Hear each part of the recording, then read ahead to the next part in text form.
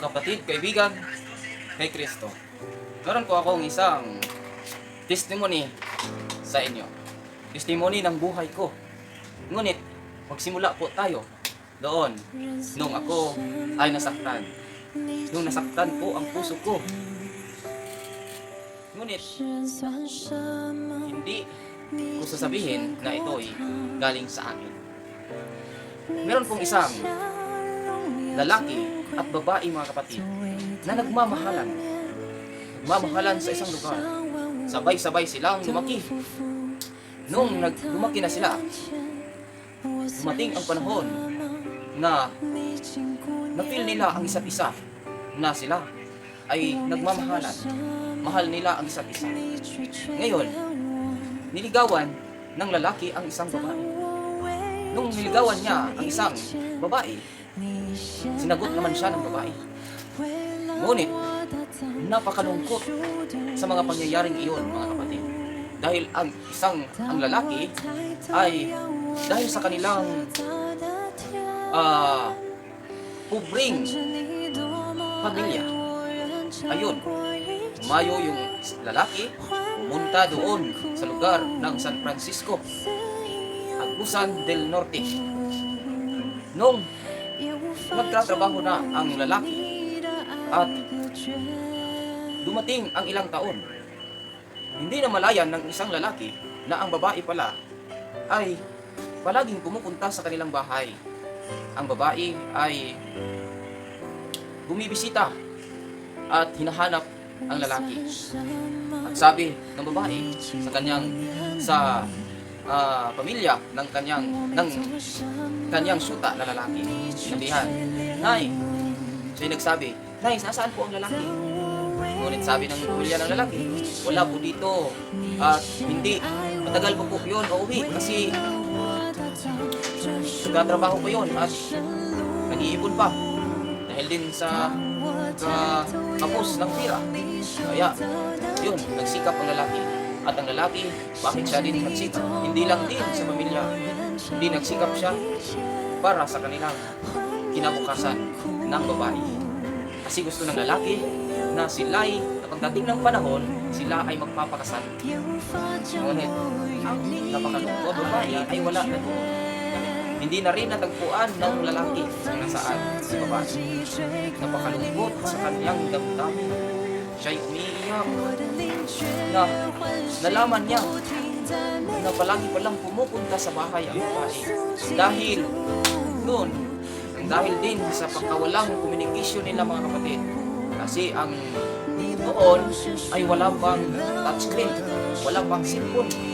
Kaya noon, wala silang communication. Hindi nakapag-chat, lalaki, babae, walang magsasabi na, "Mahal, kumusta ka na?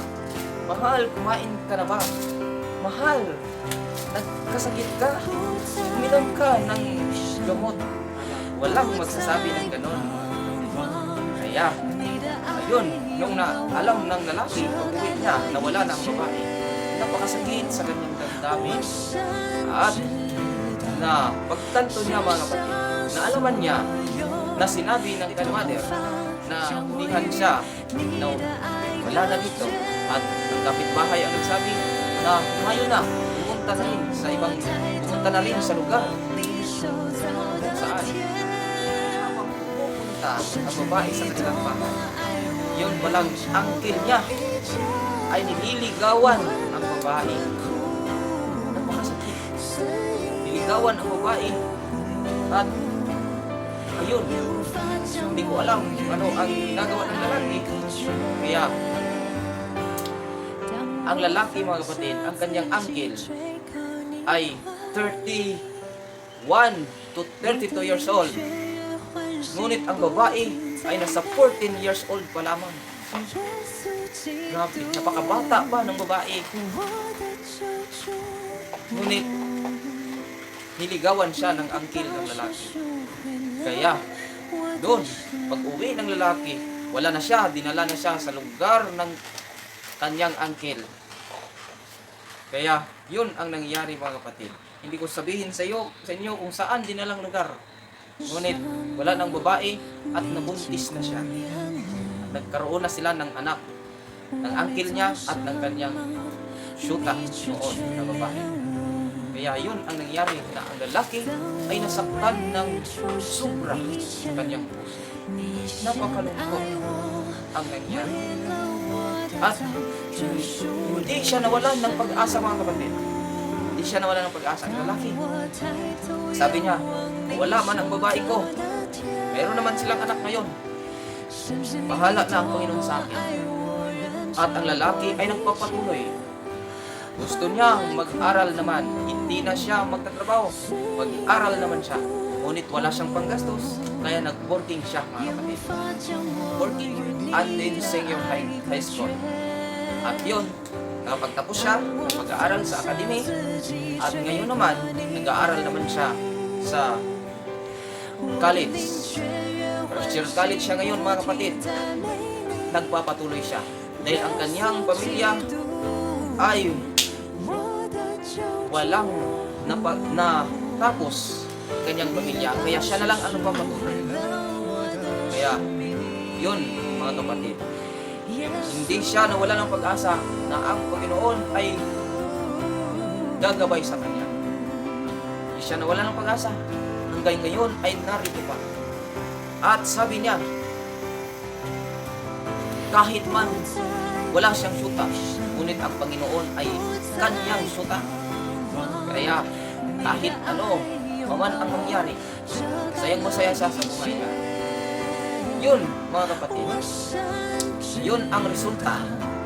Yun ang reason kung bakit hanggang ngayon, mga kapatid, ay hindi pa rin ako nagsusuka dahil alam kong masaktan pa rin ako.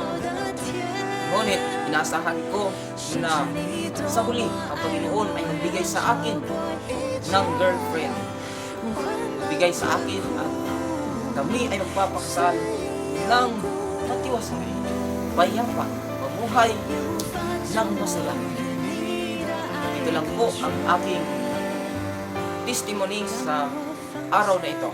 Naway, magpatuloy kayo sa pakikinig at i-testimony ko na naman kung paano ako naligtas ng Panginoon.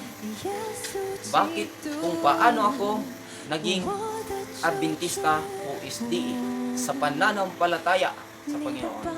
God bless and happy Monday sa inyong lahat.